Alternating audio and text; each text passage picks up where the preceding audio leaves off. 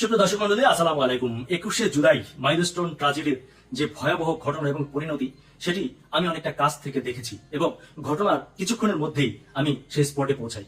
আমি জানি না দুর্ভাগ্য কিনা সৌভাগ্য, আমি যেখানে ঠিক ঘটনাটি ঘটে তার অনেকটা কাছেই 1-1.5 কিলোমিটারের মধ্যে অন্য একটি অনুষ্ঠানের শুটিং করছিলাম। তো হঠাৎ করে আমি শুনি যে আমার খুব কাছাকাছি একটি প্লেন ক্র্যাশ করেছে মাইলস্টোন স্কুল অ্যান্ড কলেজে। আমি সাথে সাথে সেখানে ছুটে যাই এবং আমি সারা দিন সেখানে ছিলাম। আমি গভীর রাতে বাসায় ফিরি, অর্থাৎ কিছুক্ষণ আগে বাসায় ফিরি।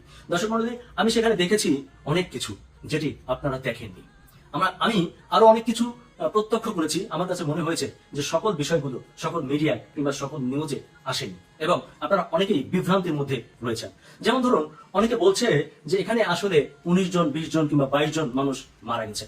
আমি প্রথম ধাক্কায় অন্তত 12টি কিংবা তার চেয়ে বেশি লাশ পড়ে থাকতে দেখেছি এবং কিছু মানুষকে দেখেছি সেই লাশগুলোকে নিয়ে যেতে এবং গুনতে। পরবর্তীতে আমরা খবর পেয়েছি আরো বেশ কয়েকটি ক্লাসরুমের মধ্যে অনেকগুলো লাশ ছিল। কিছুটা আমরা অনেক দূর থেকেই প্রত্যক্ষ করছিলাম। কোন কোন স্টুডেন্টরা আমাদেরকে জানিয়েছে যে আমি এমন ক্লাস দেখেছি 2-3টি ক্লাসরুম, যে ক্লাসরুমের মধ্যে একজনও বেঁচে নেই, তারা সবাই নিহত হয়েছেন। কথা হচ্ছে এক একটা ক্লাসরুমে 40-50 জন স্টুডেন্ট থাকার কথা। যদি তাই হয় তাহলে লাশের সংখ্যা এত কম কিভাবে হয়? এটি নিয়ে একটি কনফিউশন দেখা দিয়েছে। তবে আমরা আশাবাদী, আমরা এখন আশা রাখছি যে যেহেতু এখানে বাংলাদেশ সেনাবাহিনী আছে, বিমান বাহিনী আছে এবং ওনাদেরও ব্যাপক ক্ষয়ক্ষতি হয়েছে, এখানে লাশের সংখ্যা কমিয়ে দেখে হয়তো কারোরই স্বার্থ নেই। তবুও প্রত্যাশা করব যে লাশের যে সঠিক সংখ্যা সেটি নির্ধারণ করে আপনারা জাতির সামনে তুলে ধরবেন। মনে রাখবেন, তা না হলে এই জাতি কিন্তু আপনাদেরকে কাউকেই কোনোদিনও ক্ষমা করবে না। আমরা মাইলস্টোন কলেজের যতগুলো শিক্ষার্থী নিহত হয়েছে, দগ্ধ হয়েছে, স্পটে মারা গিয়েছে, হাসপাতালে মারা গিয়েছে, আমরা প্রত্যেকের পুঙ্খানুপুঙ্খ ভাবে রেকর্ড চাই। সে কোন ক্লাসে পড়েছিল, তার বাবা মাকে, সে কিভাবে নিহত হলো।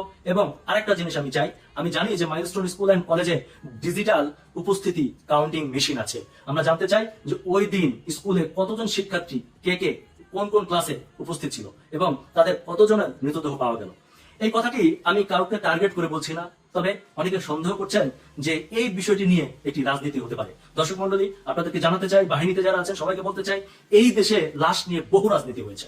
আমরা অন্তত আমাদের সন্তানদেরকে নিয়ে আর কোনো রাজনীতি এই দেশে দেখতে চাই না। আমরা চাই যেন এটি একটি সুষ্ঠু তদন্ত রিপোর্ট আমাদের কাছে আসে এবং